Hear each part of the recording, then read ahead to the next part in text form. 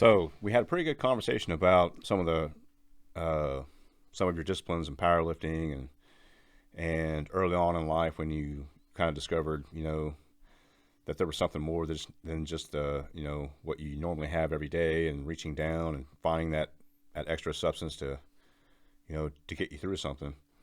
What we didn't talk about, and what I want everybody to hear about, is your martial arts background. So, just for the listeners, I want you to talk about your disciplines, the ranks that you hold, and so maybe we can just start with that. Okay. I started off in the 90s studying Hapkido, Mm-hmm. which is a Korean art. And my master at the time wanted me to learn Taekwondo along with that, which was, I thought, worthless because I wanted to use it for a job because I was doing personal security. Yeah. And but in the long run, I understood later because he was a master and I wasn't Mm-hmm. that uh, Taekwondo is kind of the necessary base, for that for the Hapkido as well. Interesting. Because no matter what kind of art you do, you have to have basic stances and kicks and punches and blocks or whatever, and the body mechanics behind that. And so when you're in more of a self defense type art, they're expecting you to already have that technique because they don't teach that technique. You just have to execute it. So I see. so the Taekwondo was a good base for that. Um, but currently, I have a seventh dan in Taekwondo with ITF style. Okay. Okay, a fifth dan in Hapkido, um, and I'm what's considered Lakan Isa, which is like a first dan in modern Arnis, which is a Filipino weapon self defense type art. Okay. Um, but that's, I guess, summary. That's what it is. Okay. So, so the martial arts became an interest for you because of it was going to be something that was going to be helpful for you for like work. So you said you mentioned you did personal security, Right. Hmm. and then so that kind of just seemed like that would be a good idea to at least study that to help you in that line of work. Well, that and I had a ravenous ego back then. Yeah. Okay. Okay.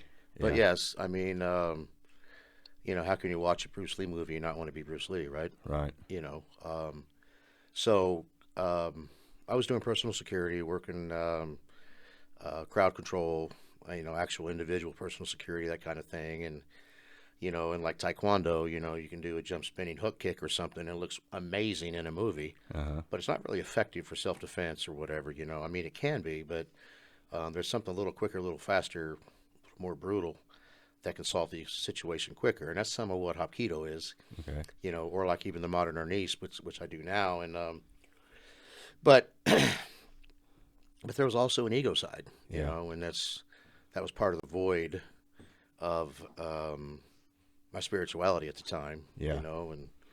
and I know you kind of know what I'm talking about with the ego because that day when I confronted you about not going all the way down on your deadlifts, you pretty much gave me a you know who the fuck I am look, and Yeah. so I knew you understood. Yeah. Okay, and it's like so today, um, completely different, completely different. Yeah. My ego is well in control. But it's still there, right? Absolutely, you have to Yeah. have some for confidence. Sure. Absolutely, Sure. it's just not a ravenous runaway beast. Hmm. Right. So again, it's part of the journey of self mastery, isn't it? Yes, Yeah. And you think martial arts kind of helped bring that under control, kind of helped you, giving you the power to kind of govern that. yes. As I said, I think a main ingredient of grit is discipline, and martial arts is all about discipline. Okay. Okay, and it's not just the body. It's an art. Mm-hmm. Okay, so there's mind, body, souls, spirituality, everything encompassed in that. Mm-hmm. If you're a MMA fighter, being a fighter is different than being a martial artist, in my humble opinion. Okay. Um, Well, talk about what the differences in your opinion. What the well, differences would be, or to main me, to differences. me, someone that trains to fight, that's all they do is they want to fight. Yeah. That's why they're training, is because they like to fight, and so given the opportunity, they want to fight. I think a martial artist uses fighting as a very last option. Okay. Okay, there's lots of other, options you can try first, but obviously at the end, violence is always there. I think there's a pretty famous quote. I'm not really quite sure who said it, but it's better to be a warrior in a garden than it is a gardener in a war. Right. Right. Okay, and so to me, that's the essence of what the difference between a martial artist or a warrior is versus a fighter. And I mean no disrespect to anybody that fights. They are amazing, Yeah. talented people. Right. Okay, but they're single driven. They're driven for that. Okay, and Yeah. I wanted something more that would be healthy for my mind, body, and soul. Right. And being a fighter would not be good for my ego. Yeah. I still like to fight though. And you have fought too, haven't Yes, you? yes. Have you done any cage fighting? I have. I have Okay. one time, and way back when, back when the UFC first started, Okay. and we were asked. They were going around asking people, and we did a little exhibition thing, and my master said, "No, you're not doing that." So I said, "Yes, sir." Okay. And that was the end of that. Okay. All right. Well, interesting. So just I don't know. People might want to know. Just I mean, I think I would be. I know I was curious at one time when you brought up the personal security thing. But so, who are some of the names that you did security for? Just to name a few. Well, did a lot of businessmen come to Wichita area for Okay. buying airplanes. They had a lot of money and Yeah. wanted to go out and have fun and be safe. Yeah. But did musicians and actors and actresses and just people that are famous for being famous. Yeah. But I don't know. I guess big name movie stars, Morgan Freeman, Wow. excuse me, Kevin Costner, you know, um, Johnny Depp, some of that stuff. Okay. Musicians, everything from from Faith Hill, Boys to Men to uh, Blackie Lawless. Okay. Okay. If you don't know who Blackie Lawless is, you're too young for this show. Yeah. Right. It's from a band called Wasp. Yeah. And it's like did hardcore, heavy stuff, country stuff, whatever, just a little Yeah. bit of everything. Yeah. Okay. Some of it was actual crowd control, running a crew, Uh-huh. helping keeping the crowd safe or whatever. Sometimes it was actually if they had speaking engagements, or there was one particular time in Kansas City where there was some Jenny McCarthy and Kurt Loder from MTV were up there doing a like an AIDS benefit Okay. type thing, and so you get called out to go do certain things or whatever. Okay. Okay. Well, I bet that was a pretty interesting lifestyle for a while. It was. It was. Probably gave you a little insight to the celebrity world and their Yes. lifestyle. Mm-hmm. Yeah. Yeah. Well, that's pretty amazing, and that you, I guess, had that opportunity, that experience, and then you ran martial arts alongside of that, and then later on, that went away, but then martial arts, you just kept going with that, Mm-hmm. and it sounds like you use that to kind of fine tune yourself, like you said, mind, body, and soul, and just Mm-hmm. and keep. Well, you're still on that journey, I guess, Correct. but it sounds like you're, I don't know, miles and miles away from the person that started that journey to where you are now. Completely different person. Yeah, completely different. That's pretty interesting. So your martial arts class, do you have?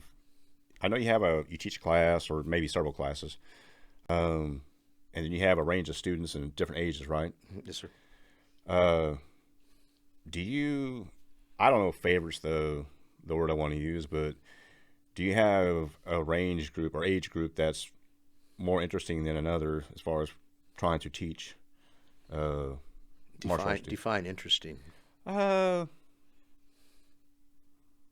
guess where you have to try harder to maybe transfer that knowledge.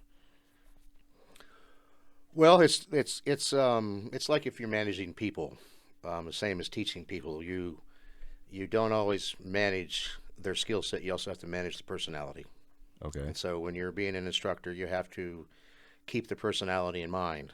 Okay. Okay, and so if one person does a orange belt test, I may do it this way for them, and I may do it this way for somebody else because I know maybe from personal insight or from they've even shared that if I make them look me in the eye when I'm asking them questions, that'll be uncomfortable for them.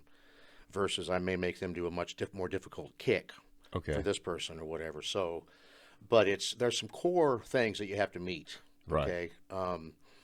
But for sure, um, I've had some special needs kids, and Okay. those are, believe it or not, not as hard to teach as the ones that need parental guidance at home. Interesting. Some parents bring their kids and they want me to teach them discipline and focus and all that, but I only get them a couple hours a week. Yeah. And I let the parents know that the other 166 is on them.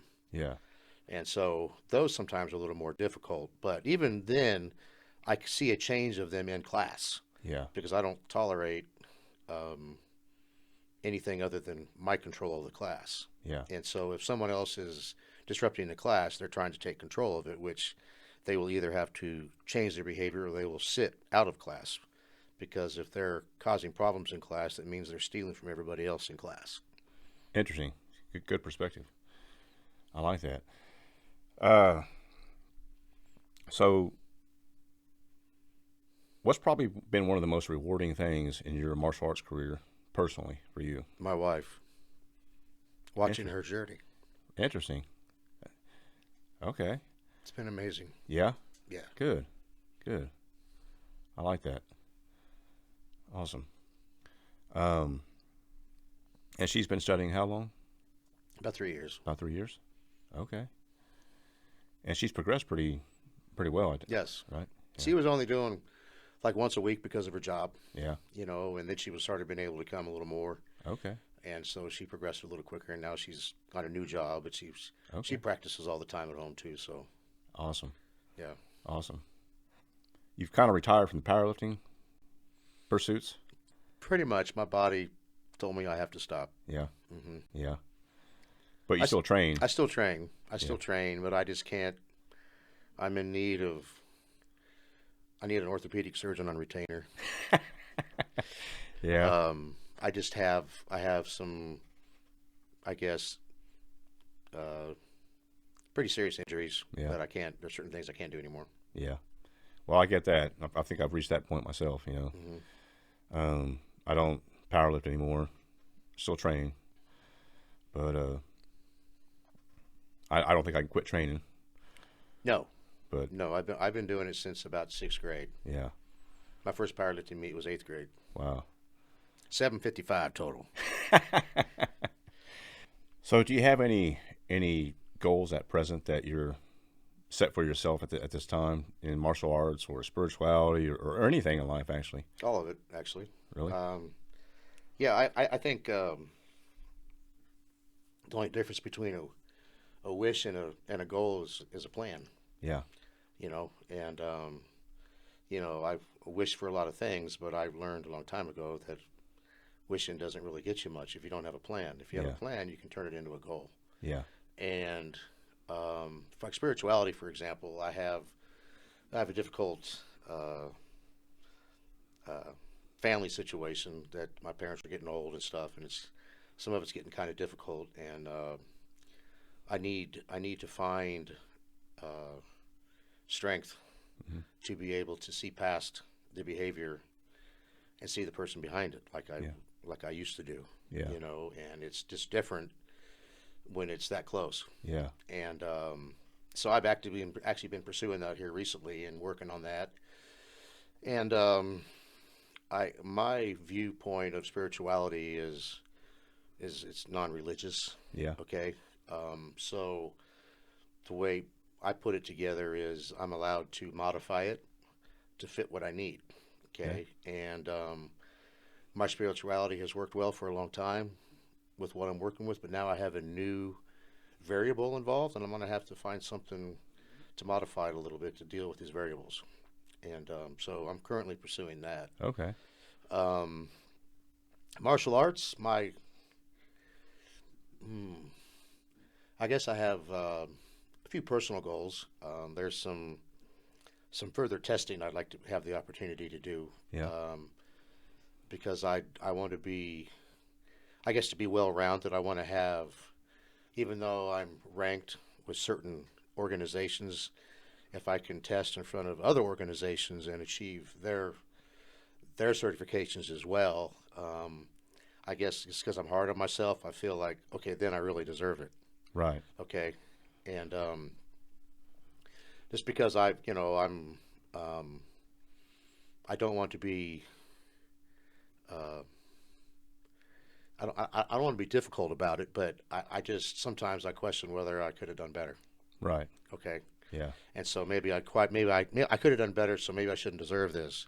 But if I can test in front of other high level organizations and they give me their blessing as well, then like okay, then I'll go ahead and accept that. Then it satisfies That that question, satisfies my doesn't it? mind. Yeah. Satisfies my mind. Yeah. You know. That's you know,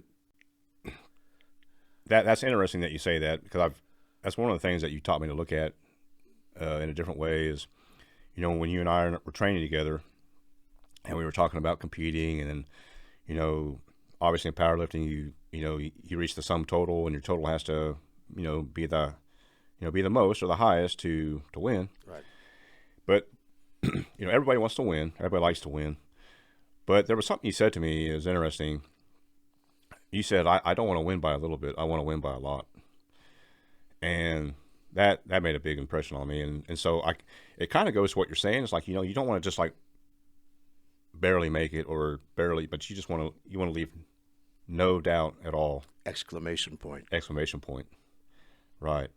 And, it's interesting to me. I don't follow sports all that much, but when teams lose and then they say they lost because of a penalty or they lost because of a bad referee call or whatever, I'm thinking, well, maybe they should have tried harder. Maybe they should have just made it undisputable. Maybe they should have played the game so hard and so good that they just smashed the other team, and there's no call that could have gave that game away, if in fact a call gave the game away. And I've just tried to live by that ever since you said that. But I noticed that when people talk about, whatever their team lost by this much, or, oh, that was a dirty call, I'm like, well, if it came down to a dirty call, then you know what? Maybe they should have done more. And that's the way I hold myself to that standard too, and I know you do. I agree, but some days you're the hammer, some days you're the nail. Okay. Yeah.